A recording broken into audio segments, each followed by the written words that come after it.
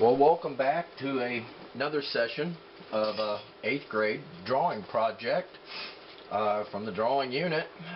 We've been working on this particular project, a kind of a throwback to one of the 6th grade projects, but with a large complexity twist thrown into it, which is developing all the material that you see in the background, and then of course decorating the car to your liking, and then to draw it and then color it in order to match your concept piece. So in the 8th grade we do a lot of planning when we make artwork, and for 6th graders, I plan most of it for them, and then the 7th graders, they get some freedom of their own. So when we left off, I think in the last session, it looks to me like I was working on this window, which did not come out precisely the way I had anticipated it. And I was trying to figure that out, and I think it may have something to do with this last square may not be completely 1 inch square. It may be a little bit more of a rectangular shape, but for some reason or another I seem to be having some issues with here. So at some point in time you just got to let it go and move on to something else, and that's where I'm about at with this particular part of this. So all I'm really attempting to do here is just tighten this up so it looks like it was meant to be the way it is, and you know, as much of a planning you know, I'm really big and uptight on planning, but you know, you have to know when to stop at some level here. Just because things aren't necessarily perfectly working out doesn't mean that you have to, you know, throw the towel in on the whole thing. So you can't let there's a famous quote, and it is that you can't let the perfect be the enemy of the good. So if it's looking good, you got to move on. You can't just dwell forever on unachievable perfection. But at this point I think that looks pretty good, although I'll have to struggle with it at some point in my life, I suppose. I'm trying to figure out why it didn't come out properly. That's what I really don't understand, but these things happen when you make art. So now I'm just going to keep on doing what I'm doing here. In this window there are 3 what appear to be posts in it, so I'm going to go on one side of the center line a bit there, and I'm going to draw in that central one. It's got to be perfectly vertical the way I see it, and then I got to work on the backhand side of my ruler for the next one. And so if you're following along with me, if you're doing the project as I'm doing, I'm kind of curious to know if you ran into the same problem there with this window as I did, and if you did, I'm curious what your solution might have been for that. Okay, now we've got these smaller posts in the window there. I'm going to turn my ruler to my forehand, and I'm going to figure out kind of where they go, and it looks to me like this is pretty much in the center of G3, and if this is G3, then I can put a little registration mark there to help me out. And the same thing happens over here in H3. It's pretty much in the middle of H3. So I'm going to put a little registration mark there to help me out. So what I can do is I can find my mark there and slide off of it a bit and draw my vertical line, and then I can work backhanded if I must. Let's find the dot, slide over a bit, hold it down firmly of course, and then make my mark. And if you must, then, you know, erase that dot if it messes with you. And sometimes it messes with me. And we'll do the same thing over here in square H3 as well. And we'll find our dot, we'll slide over just a bit, and I am really going from the easy stuff to the more complex stuff. That's why I haven't got stuck on the car yet, and that's my recommendation for students as well, is to simply, once you've got a good idea and you spent your time planning it, then, you know, make progress on the project rather than getting tied up in details. And so over the last few sessions here, I'm sure you've noticed we've made tremendous progress on this project in what I consider to be a rather short period of time. Okay, moving on here. Let's see what else we've got here. We've got these windows and the door, and this right here looks pretty interesting, so I might just go ahead and start my fence over here that will appear at the end of my soffit work there on my roof. That would be right in here somewhere. And it looks like just right at the very point of that is where this all begins. So I think what I'm going to do is I'm going to start that right here. And it also appears to me, and so I'm just going to rough this in. And it also appears to me that the point of the one part of the fence, so I got to I want to get these lined up so they look about like they're supposed to, and this is not too bad. This looks to me, I mean, I'm looking at this one right here, and the point of it is right on the grid line. So if I can get that point in there, then that should give me the appropriate spacing for my other picket or my other fence panels. So that would be like here. So the grid lines are really helpful. I know people sometimes don't really care to do drawings this way, but it's also a good instructional tool if you are trying to show somebody potentially where they may have made a mistake in their drawing. And you can go right to the grid, and although it doesn't always, as evidenced by this part over here that's giving me trouble, it doesn't always work perfectly. But then again, you know, life doesn't always work perfectly, and so there's a lesson in art just like there is in life. Okay, this is coming together pretty quickly there. Oh, it's funny, I forgot the side of my house. The side of my house comes down here into square D4. So in square D4, and it looks like it runs right up on the edge of the fence right there. So that's the edge of the house. That's funny. Okay, which means I could probably go ahead and erase this line, and then it would be easier to keep track of this kind of stuff.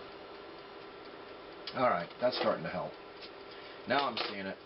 Okay, so we've got these 3 fence panels, and we need 3 more. And it's funny because it looks like over here on this square, that's where our next kind of chevron, this shape right here, will be going. So that would be this one right here. So it's funny how you can use one portion of your drawing to index to another portion of it, and then simply fill in the spaces.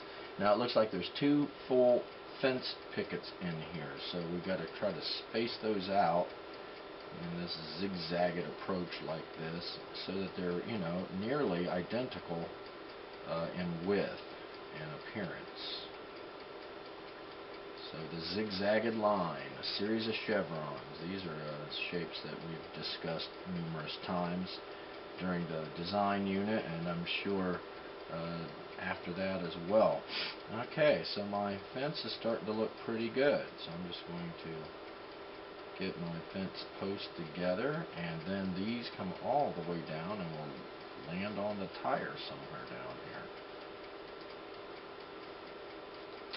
So if you are keeping up with the pace of this project that I am working at right now, then you are doing a fantastic job.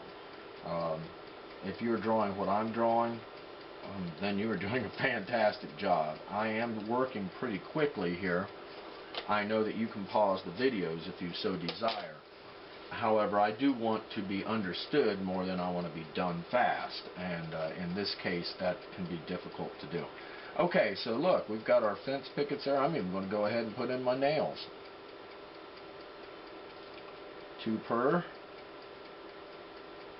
evenly spaced, like somebody that really knows what they were doing was building that fence. I'm kind of curious what this background kind of made me think of. That background. I'm always thinking of mountains and stuff though too, so that's something that's not ever very far from my mind. So that could be part of it. Okay, so we've got that part. This comes all the way down here. There will be a tire there eventually. I want to continue this stuff back in here. Now, do I have to perfectly reproduce that? Well, I'm not going to say yes to that or no, but what I am going to do is put in this portion of the yard that's visible in the driveway there. So it starts down here in square 5, A5. Looks about like right here.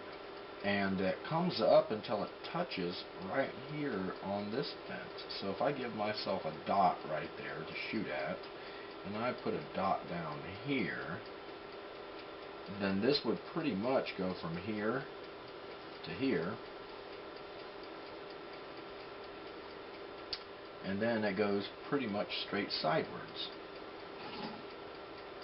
like this. Okay, so now I didn't draw that line dark yet.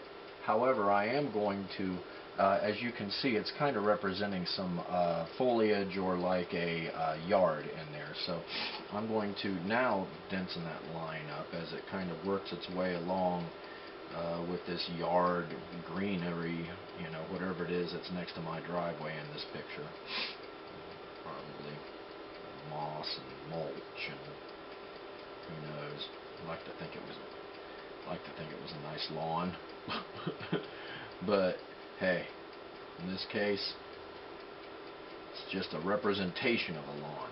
So I can probably erase my dot right there now. And I'm going to do similar back in here. So these will be farther away, so the little ripples of the foliage and the grass and yard stuff should be smaller, of course, because they're farther from us. The concept that we call foreshortening, which is the idea that when things are farther from you, they appear to be smaller. But they're not necessarily smaller. They just appear to be smaller because they're farther away. Okay, now that looks pretty good there. Now it looks like my fence is in the background. This fence comes out of just the bottom of that triangle right there, helping it look like it's in the background. And so I'm going to draw me a kind of a layout line there representing where the tops of my fence will be off in the distance there.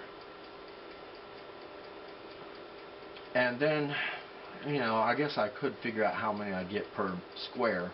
And this will go 1, 2, 3, 4, 5 and a half. And that would be 6, 7, 8, 9, 10, 11. I wonder if we can make a measurement. I wonder how many. You know, this thing is pretty close. It's already at 10. So we might be able to justify, if we used it probably wouldn't work out. So I'm simply going to just draw them as I see them, and in this case it's going to pretty much be 1, 2, 3, 4, and 5 in this box here. So if this is 1, and this is 2, evenly spaced, and this is 3, and this is 4, it's 1, 2, 3, 4, and 5. So see, I got to space them more. Wow. Well, the drawing is quite a bit bigger. So if I go with maybe a wide stripe in the middle, maybe wider than that, in fact. Okay. I could measure it and double them, couldn't I? Okay, so that's 1, 2, 3, 4, and 5. So if you go with the wide stripe in the middle, it'll divide out into 5s. Okay, so let's put some up. Now see, in this case though, the little pointy thing is sticking out just a little bit above this in the background there, even though it's smaller. Okay, I'm going to have to just kind of fight with this a little bit to make it work the way I want it to. That's kind of driving me crazy there. Okay, here we go. Sometimes these things happen when you make drawings.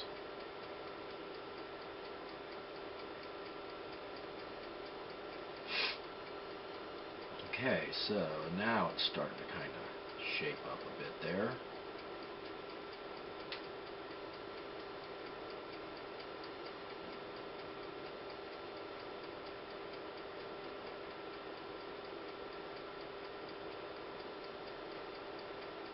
Okay, let's clean this mess up a little bit. And then bold some lines so we really know what we're looking at here. Okay, now I'm getting it. This seems to be erroneous. Alright, now I am getting somewhere. I am getting that off in the distance effect now. As I sharpen my lines from my rough work.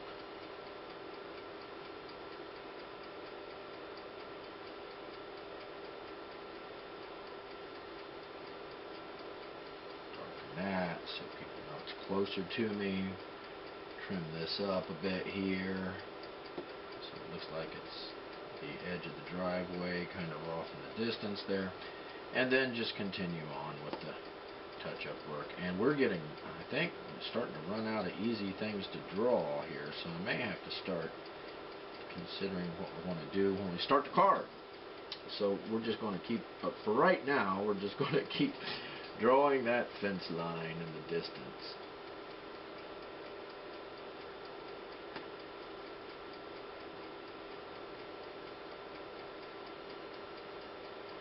And it's really just a series of zigzagged lines. We just want them to be pretty much the same width, height, and shape, so that they register to our viewer as being farther away. The same thing goes around the yard, just farther away. So sometimes you need to just enhance that a little bit, you know, that more we're up close to you effect. I think we're about ready to run out of some of this back in here.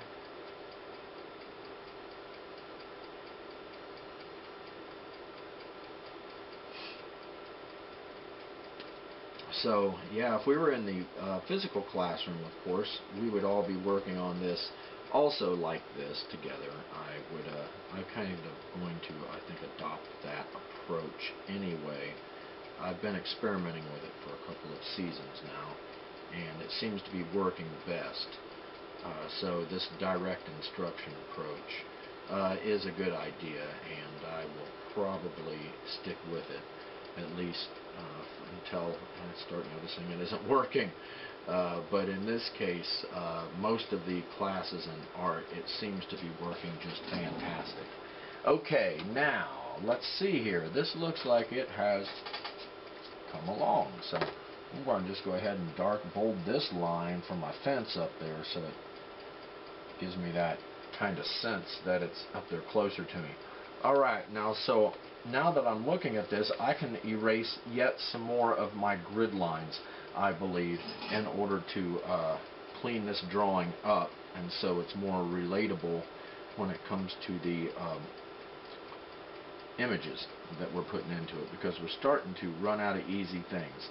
And my next place I'm going to go will be for the windows and the doors over in this portion of the drawing. And upon completion of that, I think I'm going to have run out of easy content, and so it will be time then to commit to starting the legit drawing of the car. However, progress keeps getting made here in rather large leaps and bounds, and so it's starting to appear to be a piece of artwork in this case, as far as I'm concerned,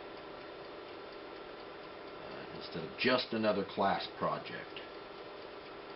And most people would want to focus on the content or the subject matter of the car first thing, and then they may never actually finish the piece of artwork at all. Okay, let's dust that. Get off there. There's a scrap of something. Doesn't want to cooperate. Okay, so we're getting a drawing here. We've got our fence up close, our fence in the distance, the driveway with the grass around in it, and we're starting to run out of easy content. It's funny, I can't believe I missed this line way up here.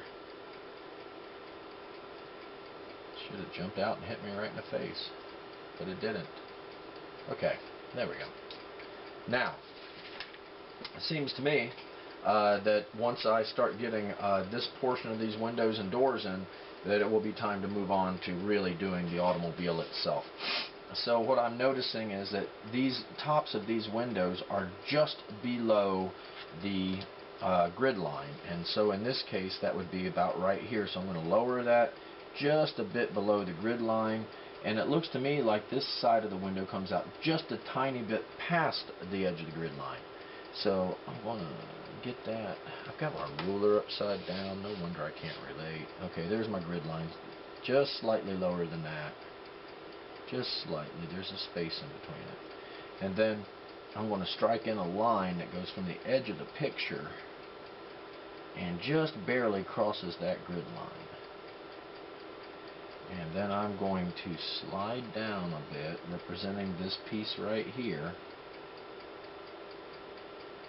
And I'm going to make a similar mark, but this time it doesn't go to the grid line.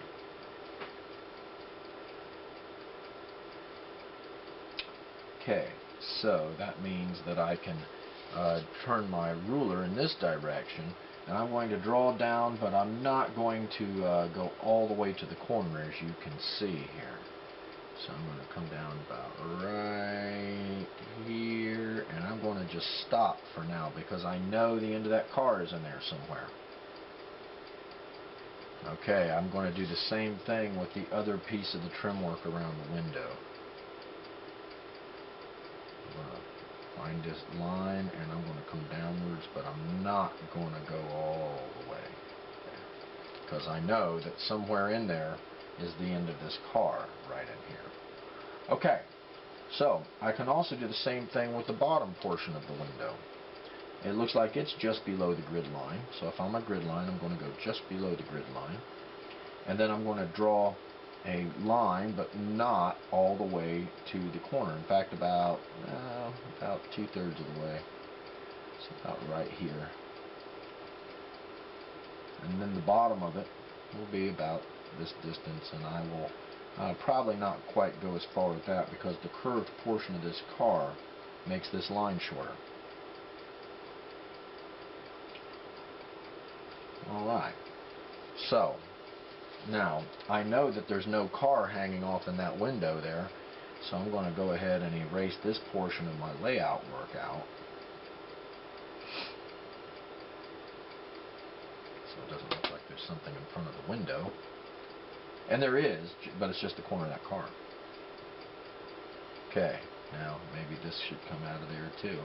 So I'm going to go ahead and clean out the grid line here so that my picture starts to show up. I don't think that there is that grid line above it. You know what? It's funny. I maybe just will keep that in there. That's not so bad, really. Except my door goes above it. I'm going to keep that. But I am going to erase this part down. And in this case, I think I'll erase this grid line too.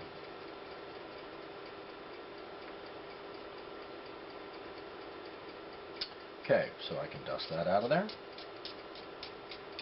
And then I can, I'll come back and do my curtains here shortly. I'm going to go to this door next, and it looks to me like the door is pretty much centered up underneath this post right here, and the corner of it is in H3, somewhere about right here. Actually, it says it reads as being underneath this post up here, so that's how we'll go above the grid line to about right here, to that post. And then we make a dot to help us figure this out. And then over here it shows that it's not quite to the post, so we'll, just to make it look symmetrical, we're going to bump it out to the edge of the post, about right here. So these two lines represent the top of the door and its casing that goes around it. So let's go ahead and first of all make sure this is nice and level, the top of the door. Find our dots, make sure, even though they're not lined up perfectly, we need to make sure they're level. So that looks pretty level. That's the top of the door, and it should run parallel to the grid line. Okay, now it looks as though there is a stripe that goes down and will disappear behind the car somewhere down when we get to our dotted line down here. So we're going to straight down. We're going to come in just a bit and draw another line. Now this one could be represented, that's strangely, this one is going to be represented by the grid line. Alright, well sometimes the grid line works for you. Sometime, and here we do the same over here. We're going to find the edge of our door.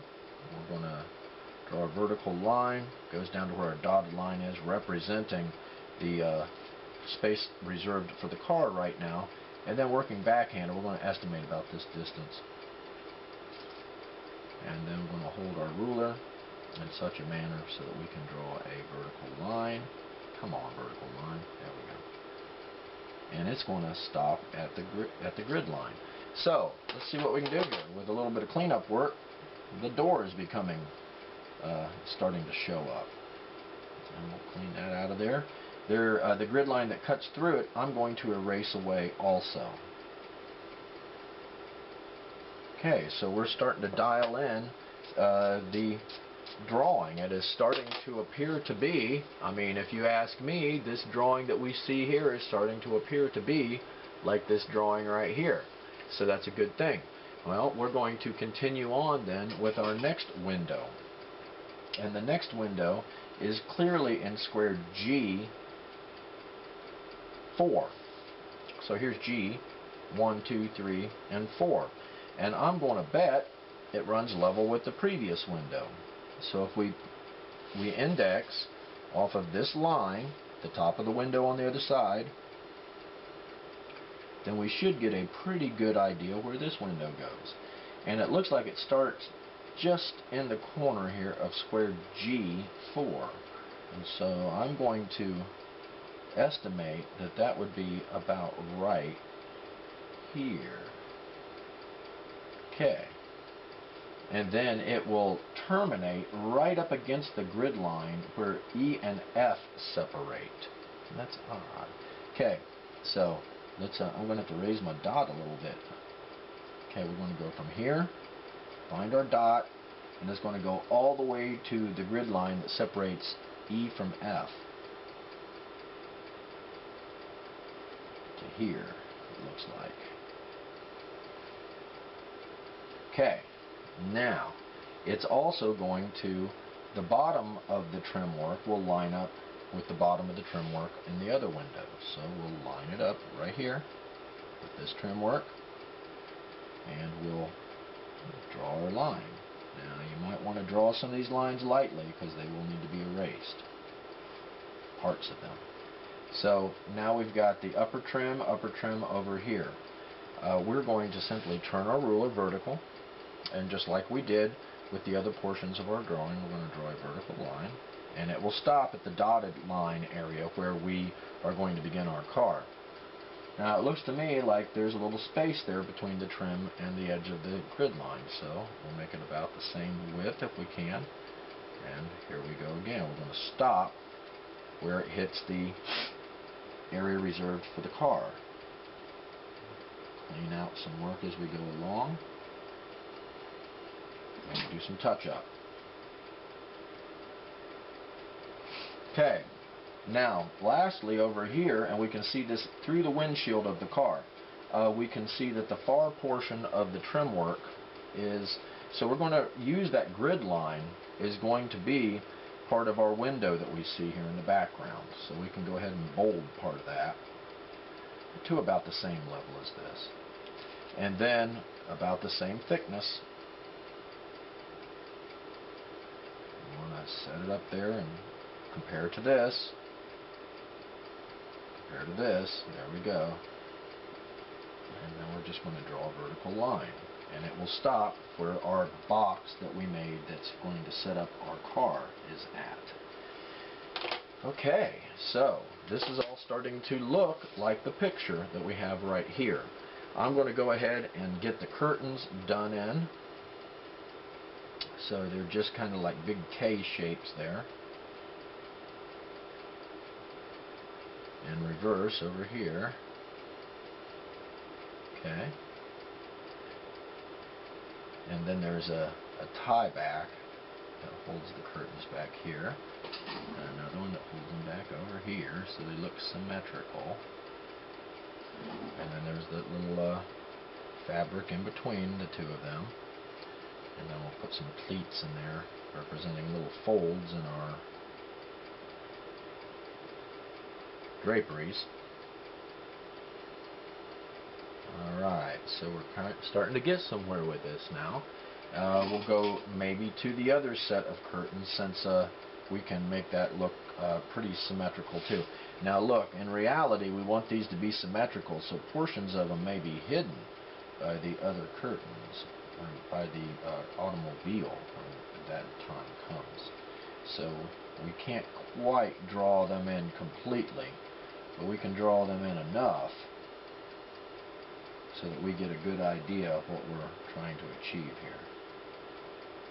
Okay, and the valance is visible. Okay, so we might be able to see some of the tie back there, maybe here too, so we'll have to just wait for some of this. There's pleats again, and some pleats in here. Now I think about the last thing we're probably going to be able to get to today is going to be this little window, the fan-shaped window in there. So I'm going to put a dot about right here. I guess it should be straight down on, centered up on this. It's got to be in the center of the door is all I'm worried about. And then we're going to draw a horizontal line. And then we can simply just draw we'll just start with I like to just use a dotted line so I can get the curve I'm looking for, and then another dotted line. So this should be symmetrical, you know, it shouldn't be lopsided. You should have it looking pretty much the same on both sides, if you can make that happen. Okay, now here we go.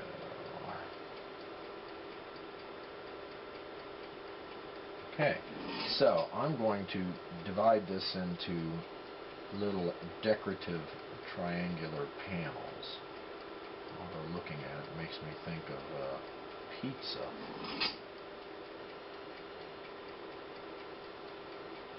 Okay, that's pretty good. Let me erase my dot out of there so it's not so strange looking. Now, I think what I'm going to do is I'm going to go back and bold this grid line that I've decided to keep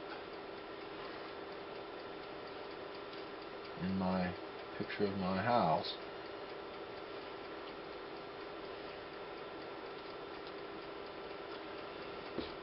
Now let's see what we have created or accomplished today in one session. Let's see, we've got the house. You can kind of start to see the car starting to draw itself almost. Let's see, the fence was put in today and the yard back in the background. I suppose in the amount of time I have left here, I could work on my chimney. So the way I've got this set up is the top portion of it is just one solid piece of stone.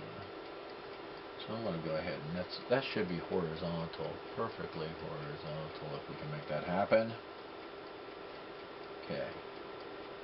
And then I just divided everything, I think half after that.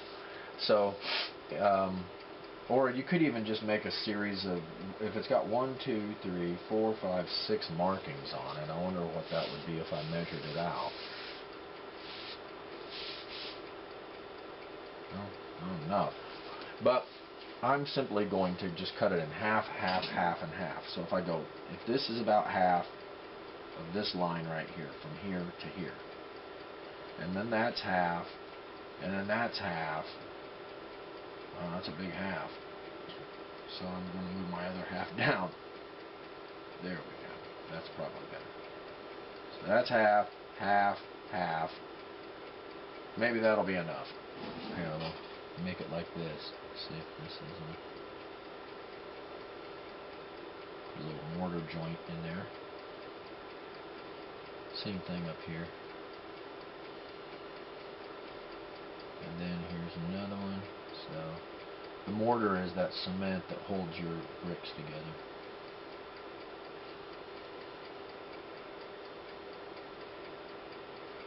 Okay, yet another one.